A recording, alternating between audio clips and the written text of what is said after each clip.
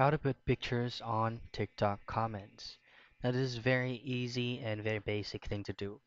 Now for you to be able to add pictures on either of the comments that you want to engage, then all you have to do is just to access your TikTok application, then look for that specific video where you'd like to add a comment in.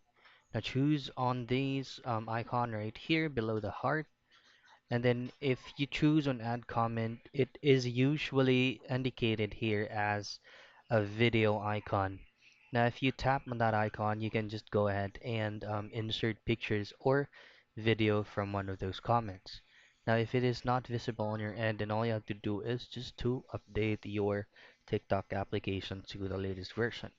Just head out to your Google Play Store, then type in TikTok. Then in here, you should be able to know if needs an updating because update button is gonna be visible in there. Just simply tap on that and it will automatically do the stuff by itself. And that's how you put pictures in TikTok comments.